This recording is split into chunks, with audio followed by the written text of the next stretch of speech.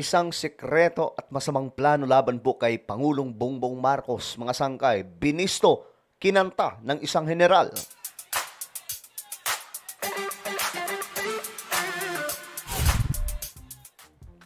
Hello, what's up guys? This is me. I'm back for another vlog today. Ito nga po, pag-usapan po natin mga sangkay itong kumakalat ngayon na impormasyon na mayroon di umanong sekreto at masamang plano against our president. Isa pong plot mga sangkay na pinaplano. Ngayon, pinasabog po ito ng general. Pag-usapan po natin. Bago tayo magtuloy-tuloy, congratulations po sa ating lahat dahil tayo po ay nakarating na sa 1.57 million subscribers. Parami po tayo ng parami. Kaya naman, sa mga hindi pa po nakakapag-subscribe dyan at gusto mong mapabilang sa dumaraming mga solid sangkay, yan po, 1.57 million na po tayo. Makikita nyo po yung subscribe button sa baba ng video na to. I-click nyo lamang po yung subscribe, i-click ang bell, at i-click nyo po yung all. Sa mga nanonood po sa Facebook, i-follow nyo po yung ating Facebook page. Okay, alright guys. Ito pag-usapan nga po natin. Ayon kasi dito, retired general nagre-recruit ng young officers para sa oust PBBM plot. Ayon po ito kay Broner. Okay, retired general. So, sino kaya ito mga sangkay, no? Kasi, ito ay isa lang. Ayan po, retired general. Hindi sinabing retired generals. Ibinunyag ni Armed Forces of the Philippines, AFP Chief General Romeo Broner Jr. na may ilang retiradong opisyal ng AFP ang nagre-recruit ng mga young officers upang bawiin ang kanilang suporta kay Pangulong Ferdinand Bongbong Marcos Jr. O ayan po, yung plano mga sangkay. Upang bawiin, ibig sabihin, magkakaroon ng kudita. Magkakaroon po sila ng pag-aaklas. Alam nyo mga sangkay, sa maraming nangyaring kudita sa ating bansa, laban sa Pangulo, alam nyo kung ano lamang po yung naging matagumpay? Panahon lamang po ng tatay ni BBM. Naging matagumpay din yon sa tulong ng Amerika. By the help of the United States of America. Di ba nga po, binbit nila si Ferdinand E. Marcos papuntang Hawaii. Instead na Paway, mga sangkay. So, doon nangyari, ano dito, mga sangkay. Nagkaroon ng chance para makapasok ang mga dilawan at that time. Pero the rest ng mga pag-aaklas, wala po silang nagawa dun. So ngayon, susubukan mo nila. Hahantong lamang po niyan, mga sangkay, naalala nyo yung ginawa nila, Trillanes. Ayun, nakulong lang. Nakasaad sa ulat ng,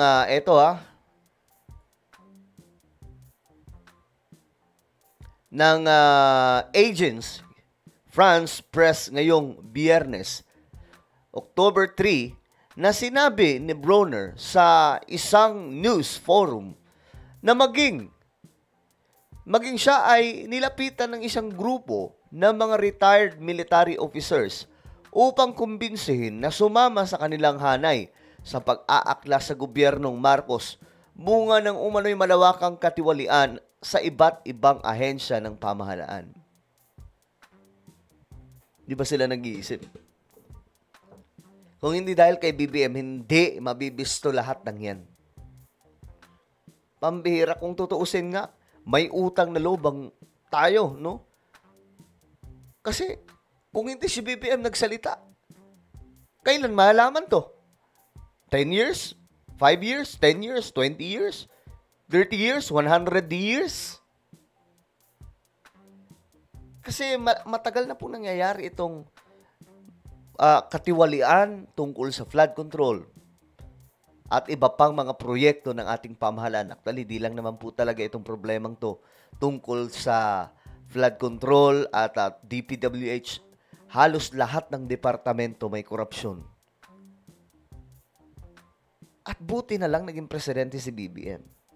Dahil kung hindi, edi mukha na naman po tayong tangan yan. Dahil lilipas ang ilang mga taon ng kagaya noon, di ba? Siniwalat po ito ni PRRD. Pero walang ginawa, mga sangkay. So, mali yung kanilang pangungumbinsi. Kasi, bakit sila maghahanap ng plot kung ang kanilang panawagan pala o ang kanilang rason dahil sa katiwalian? Si BBM nga nagbisto na ito. Hindi po tayo nag-uusap ng ganito ngayon kung walang Bongbong Marcos na nag-booking nito from the very beginning nung SONA. Diba? Hindi lamang basta binuking ni BBM. Gumawa po talaga siya ng aksyon. Kita niyo naman kung ano aksyon ng Pangulo. Diba? Kinalampag. Pinagkakakasuhan ngayon. Ngayon, pati mga kongresista, pati mga senador, damay kasi kasama po sila sa kumikickback. Dati di po natin alam yan na ganun kalalim, di ba? Ngayon, ayan na.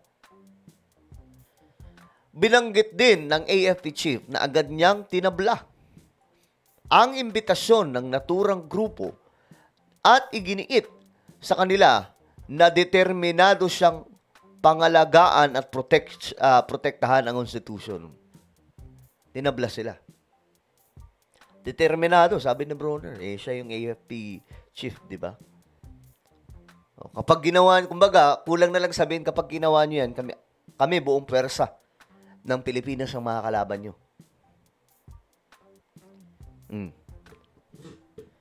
Naganap ang recruitment activities ng mga anti-Marcos forces sa AFP matapos ang naganap na anti-corruption march noong September 21 na dinaluhan ng libu-libong katao na dismayado sa nabuking na multi-bilyong pisong flood control project scam na kinasangkutan di umano ng ilang opisyal ng gobyerno lalo na sa Kongreso. Hindi lang ilan yan, marami. Naniniwala ba kayo na ang mga pangalan na lumulutang, sila Romualdez, sila Zaldico lang at kung sino-sino lang, marami po yan, guys. At sana maparusahan talaga lahat.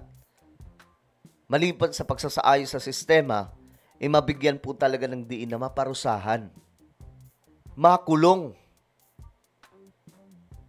Para magtanda lahat ng mga politiko. Kasi ang corruption ngayon, from barangay captain to to higher level ng pagiging public servant sana. Ang nakipagpulong, nakipagpulong si retired AFP General Romeo Pocis. Isang kilalang kritiko ni Pangulong Marcos Jr. Battle stop ng AFP upang pumalagita sila sa planong pagpapatalsik kay PBBM. Yari, pinangalanan pa po mismo. Ayan po. Ito daw po, mga sangkay. Kakabistuhan na.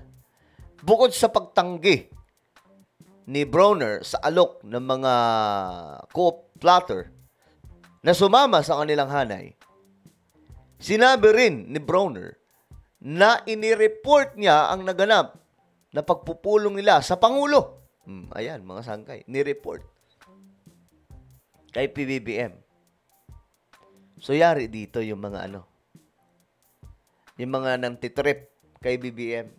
Sa totoo lang, guys, when it comes to corruption, si BBM po talaga yung yung nag-booking sa matinding corruption. Diba? Wala pong iba eh. Nag-booking at gumawa ng aksyon. That's why nalaman po natin yung mga buwayang kontratista, nalaman po natin yung mga buwaya sa DPWH, nalaman din po natin yung mga buwaya ng mga government officials, especially sa Congress.